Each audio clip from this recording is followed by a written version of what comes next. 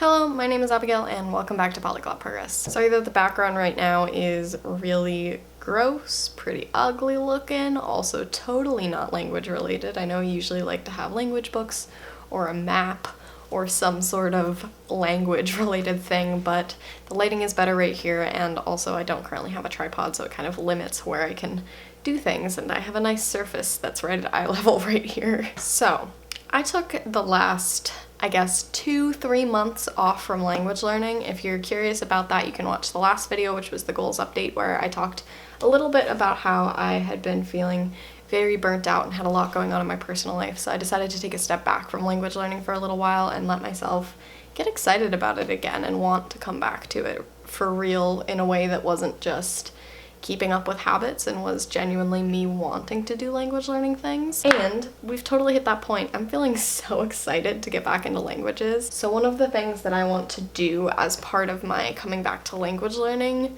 series that I'm doing, this little back to school, back to language learning type thing that's happening, is I want to go through and kind of reassess where I'm at with all my languages. All of my levels have definitely dropped severely. And I don't know if the level has necessarily dropped, but at least at this current moment, I'm so rusty with things because I just haven't been doing anything with them. I have not been speaking in the languages, I've not been studying the languages, I've not been reading in the languages, other than maybe brief things where it just happens to come up in my life. But in general, I haven't been making the effort to do things in the languages, so I just have lost a lot of my level. I feel super rusty. I don't think I could have a conversation with you in most of these languages that I previously was at a super high level in. So I just want to go through and kind of reassess where I'm at. I think that's important moving forward, to not kind of harbor on the fact that like, oh, I was once a B2 at this language and now I can't speak it or whatever. I think I just need to figure out where I'm at right now and then make some goals as well for going forward. I don't think I'm necessarily going to do specific goals, but I just want to kind of figure out what I want to be doing going forward. So basically what I'm going to do is go to this 2019 spread that I had going, which is basically my goals and resolutions as well as where I'm at in the languages at the start of the year. This was taken from Lindy Boats, by the way, and then I kind of adapted it as well. So I had this at the start, which was basically my levels at the start of the year. And then I followed up at the end of the year with where my levels were and sort of how they changed and things. And so then again, 2019, I did the at the start levels. And then I also have goals and resolutions, kind of focuses for certain languages and whatnot. So I'm gonna look at these, assess if these are still goals that I'm feeling, assess where I'm at in languages, etc., etc. And I think some of it's going to be difficult. Like, I can't really say what level I am in certain languages because I haven't been using it, so I don't even know. I don't know what I remember, honestly. Hey, now I'm tall enough. Let us start with English. I think I feel pretty solid there. English-wise, though, one thing is teaching English. That's something that I think a lot of you know that I do. That was my full, I guess, part-time job previously. That's where I made all of my money, was teaching English online and then occasionally tutoring French to people in person in my hometown. And then I guess I'd get like babysitting gigs from time to time and things like that. But my main source of income was definitely teaching English and tutoring for French. But tutoring for French happened a bit less often because I preferred to do that in person as opposed to online. I haven't been doing so much of that. I had to take a lot of the summer off because I was away. When I was in Africa, I was not able to teach English, and then I've been having a lot of technical issues, so I was having trouble accepting lessons. So I'm hoping to come back to that this year. I do have a job somewhere at a in-person place, so it's going to be possibly a little difficult. I'm not totally sure how I'm going to make it work with my schedule yet, just because where I work does have a changing schedule, so I think I'm going to have to put like my italki schedule just for the week or two that I know my schedule for, and hope that students are willing to book lessons that quickly and that close to the date. So that'll be a little interesting to see what happens, because previously I've been able to just open up any free hour I have for like the next month, and then people can book 3 weeks in advance, a month in advance, that sort of thing. But with a job that I might not be able to teach because I have to go into work, it's a little bit different. So we'll see how that happens. So it seems that the way that I'd written these down was in order of when I started studying them, so I guess we'll go that way. So French, I had said that I felt confident reading, listening, and writing and needed to improve my advanced speaking just because I have not much confidence in my speaking, and also sometimes there are certain grammatical functions that I'm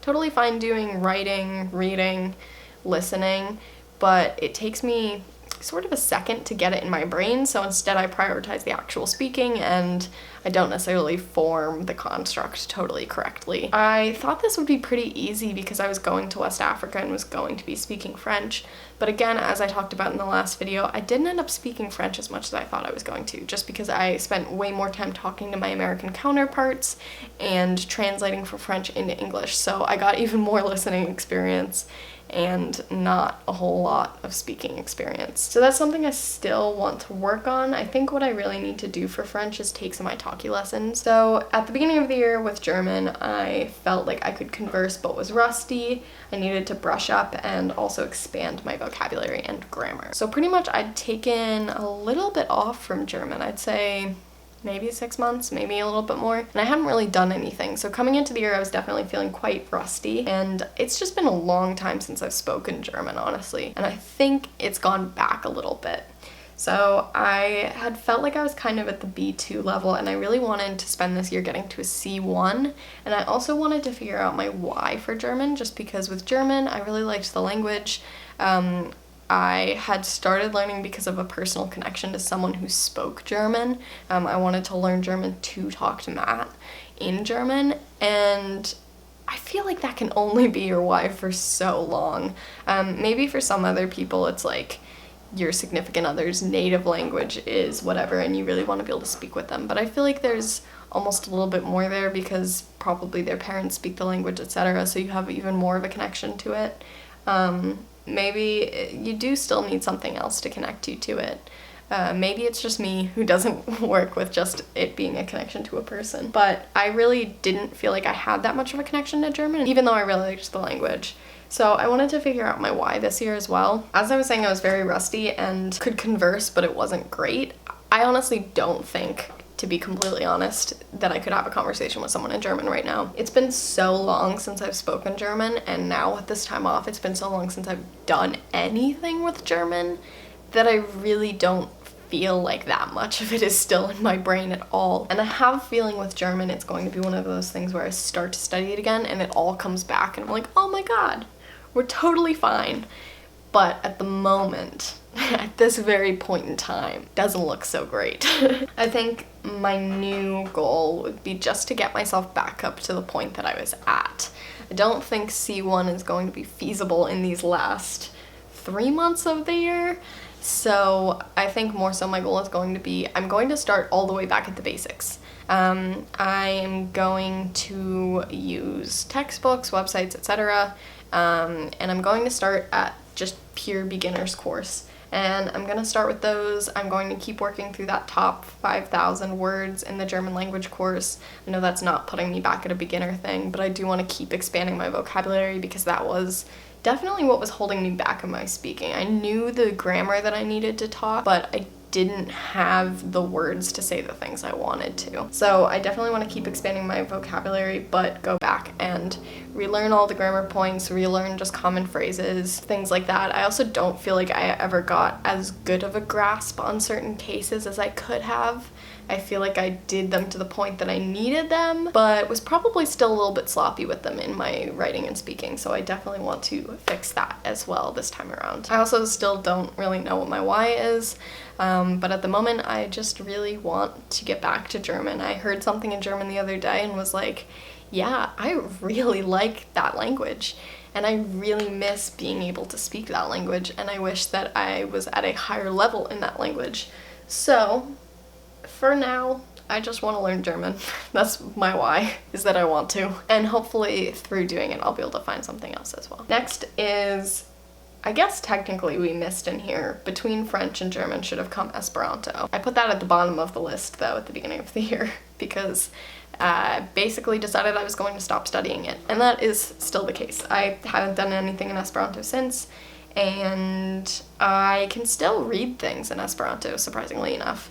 I'm in a few Esperanto like Facebook groups, and still when people post I know what's going on, so that's fine. Again, I'll probably relearn it a little bit if I go to a polyglot conference in the future, but even then, the reason I stopped studying it and stopped using it is just that I feel like even if I were to go to, say, the polyglot conference where there were people that I could speak to in that language, I still would want to prioritize the other languages that I speak and practice speaking those there. So I just have totally different priorities at this point. As much as I really loved Esperanto and loved learning it, I just don't have as much of an interest in continuing it, but I do have an interest in continuing with these other languages, so I'd just rather prioritize my time and do that, because you can't learn every language, even though I might want to. So Bulgarian, I, at the beginning of the year, said that I was definitely like less than an A1. I was becoming confident with basic vocabulary and needed to work on using it, grammar, and expand my vocabulary.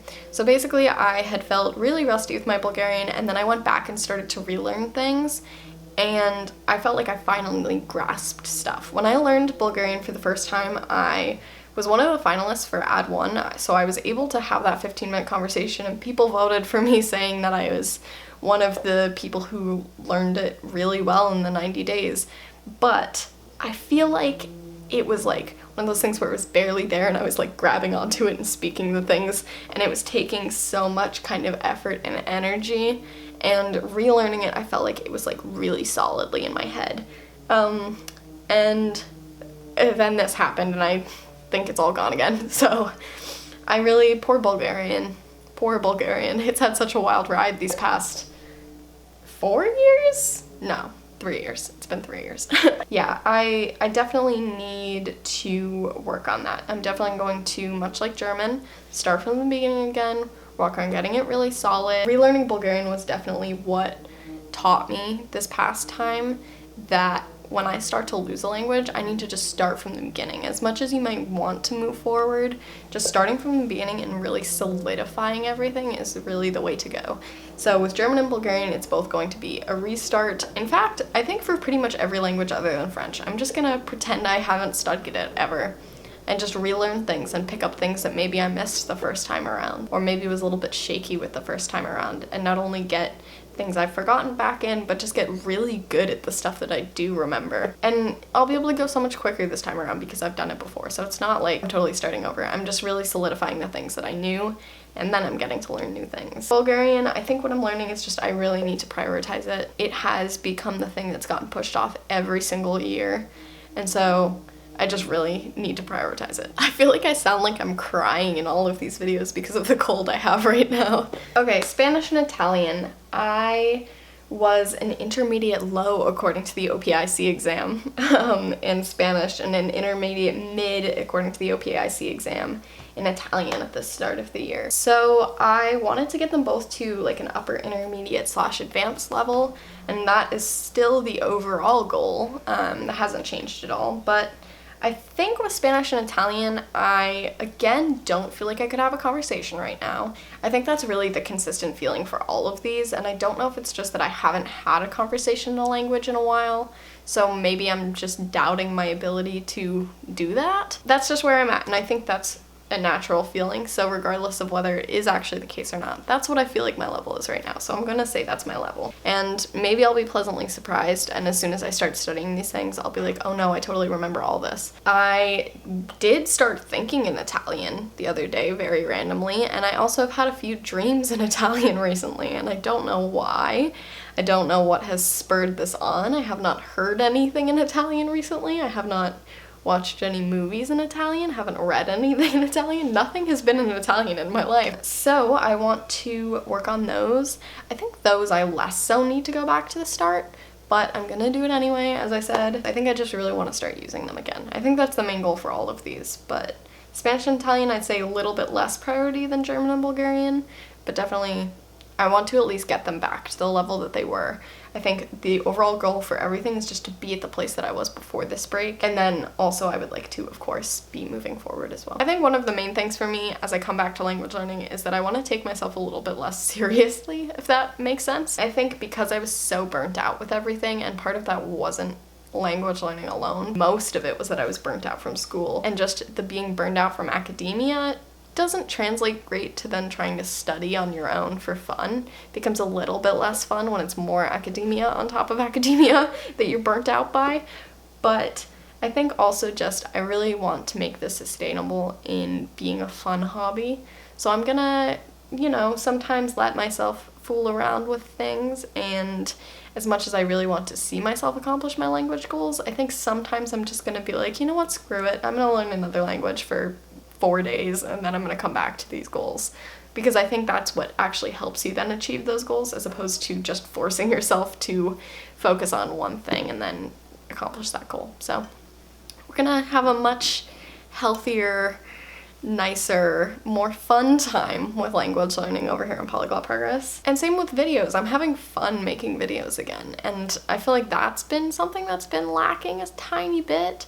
Like, I have typically been kind of scheduling time to film Polyglot Progress videos, but just now I was just hanging out at my desk doing other things, and I was like, I want to film a video.